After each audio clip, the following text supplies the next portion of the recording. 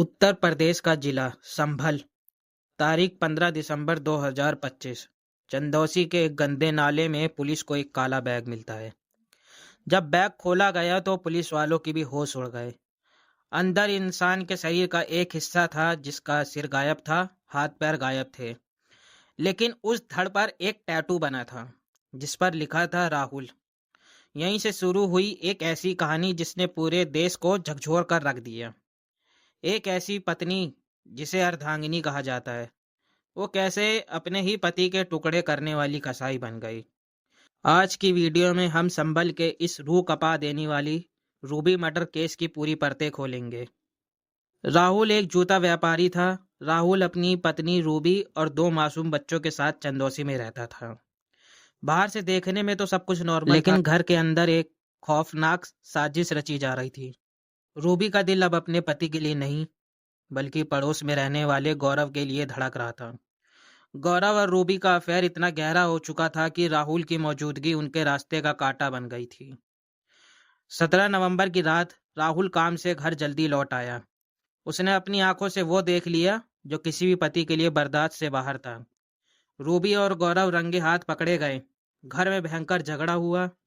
राहुल ने रूबी को घर से निकलने और सबको सच बताने की धमकी दी। बस यही राहुल की सबसे बड़ी गलती साबित हुई। पकड़े जाने के डर से रूबी और गौरव ने मिलकर राहुल पर हमला कर दिया। पहले उसके सिर पर लोहे की रॉड और भारी हथौड़े से वार किए गए। राहुल की मौके पर ही मौत हो गई। लेकिन असली दरिंदगी अभी बाकी थी। अब सबसे बड़ा सवाल था लाश को ठिकाने कैसे लगाएं। रूबी ने वो किया जो किसी प्रोफेशनल अपराधी के बस की बात होती है। वो बाजार गई और एक इलेक्ट्रॉनिक ग्राइंडर कटर मशीन खरीद कर लाई। उसी रात घर के अंदर राहुल की लाश के 17 टुकड़े किए गए। आरोपियों ने लाश के सिर और पैरों को अलग किया ताकि पहचान न हो सके। उन टुकड़ों को बोरियों में भरा गया और करीब 50 किलोमीटर दूर घाट जबकि धड़ को एक बैग में भरकर शहर के ही एक नाले में फेंक दिए गया। उन्हें लगा कि गंगा में वही लाश कभी मिलेगी नहीं और नाले में धड़ सड़ जाएगा। मर्डर के बाद रूबी ने एक मांझी हुई खिलाड़ी की तरह काम किया। उसने खुद 24 नवंबर को थाने जाकर राहुल की गुमशुदगी की रिपोर्ट लिखवाई। वो रोती रही, बच्चों के सामने बेबसी का नाटक करती रही। करीब 25 दिनों तक पुलिस को अंधेरे में रखा, लेकिन सच कभी छुपता नहीं है। 15 दिसंबर को जब नाले से धड़ मिला तो टैटू ने राज खोल दिया। जब पुलिस ने रूबी को शिनाख्त के लिए बुलाया तो उसने लाश को पहचानने से साफ इनकार कर दिया। उसने बोला ये राहुल की लाश नहीं है और वो वहां से भागने लगी। लेकिन पुलिस को शक हो गया। जब रूबी का मोबाइल चेक हुआ तो उसकी गैलरी में राहुल की एक फोटो मिलती है जिसमें उसने वही टी शर्ट पहन रखी थी जो लाश के बदन पर थी। यह सबसे बड़ा सबूत था।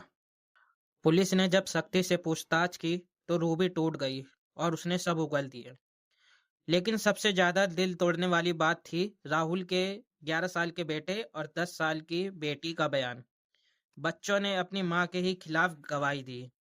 उन्होंने कहा कि कैसे अंकल गौरव और उसकी मम्मी दोनों साथ मिलकर पापा को परेशान करते थे। मासूम बेटी कैमरे के सामने रोते हुए कहा, मेरी माँ और अंकल को फांसी की सजा दो। आज रूबी और उसका प्रेमी गौरव जेल की सलाखों में है। एक हंसता खेलता परिवार उजड़ गया। पति की जान चली गई, पत्नी जेल में है, अब बच्चे अनाथ हो गए हैं। संभल का ये केस हमें याद दिलाता है कि अवैध संबंध और गुस्से का अंजाम सिर्फ और सिर्फ तबाही होता है।